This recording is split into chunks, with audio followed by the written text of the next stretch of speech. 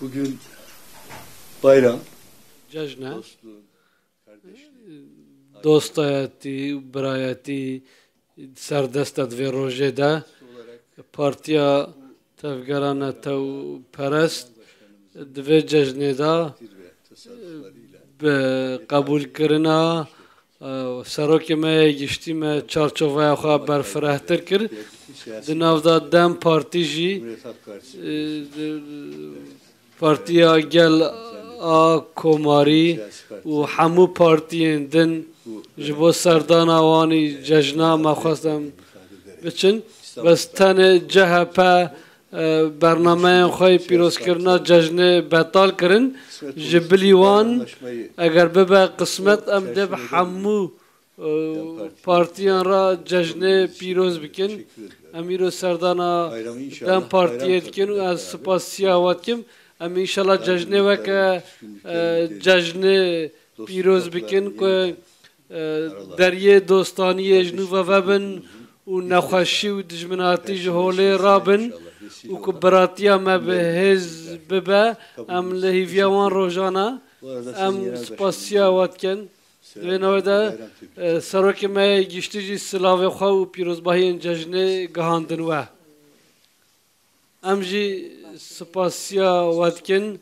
Em jî şifa xêrê ji birêz Dewlet Baxçelî ra dixwazin. Arkadaşlar partimizin merkez Em hevalê xwe yönetim nas üyesi bikin. Esma Hanım, Esma Hanım di endamê rêveberiya me ne serşêwirmenda serokê me giştiye û ew biraderê me jî karsazê me ye ki beraber hêjaya ku di rêveberiya partiya me da cih digire di şanda me pîrozkirina cejnê da cih digirin. Mamosta kerem kin. Hûn dîsa bi xêr hatin. Gelek girîng ji bo me ku em welvê derê dibînin pîrozkirina cejnê ew ku mirov bigihêje hevdê û bi vê bonê eger mirov bixwaze hinek tişta bibêje ew hevalên me û biraderên me ku ji azadiya xwe bêparmane û ew siyasetmedarên me divê rojeke pêş da bigêjin azadiya xwe bi taybetî jî hevalên me ku ji azadiya xwe bê parmane wiha dike ku em cejnê bi xemgînî pîroz bikin banga aştî û civaka demokratîk em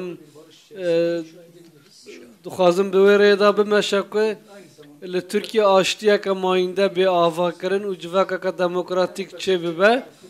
Weke hûn dizanin divê demokrasiyê de mirov li îradegel rêzê bigire û rejîmeke wiha bê avakirin. Di vê wateyê de em hêvî dikin ku em rojên wiha bibînin ku li îradegel rêz bêgirtin me xwest em bi vê boneyî jî vê tiştê bîne ziman. Arkadaşlar dilerseniz Evalan sizin eger hûn başka mesajınız yoksa bixwazin biraz sohbet edelim. em karin peyamê war bigirin lê ifade ettiğiniz bu iyi niyet temennilerine tabii ki iştirak ediyorum. ez jî beşdarî wa Demokrasiyle axaftinên wên ku bi nêteka baş hatiye gotin dibim Tirkiye bi demokrasiyê tê birêvebirin demokratik tepkiler di mirov divê di çarçova yasayan da karibe mafê xwe demokratîk bîne ziman û helwesta xwe nîşan bide lê belê zêdegavî divê neyên kirin û divê mirov divê warî da hessas be û em rast nabînin ku divî warî da zêdegavî bêkirin li Tirkiye gelek ezmûnên me yên bi êş hene û li hempervan tiştan jî divê helbet em karibin nerazbîna xwe nîşan bidin û bi berpirsyarî tev bigerin di vî warî da Cumhuriyet Halk Partisi'nin partiya çerçevesinde gel a komarî weke hûn dizanin de encama lêpirsîneke ku hatiye vekirin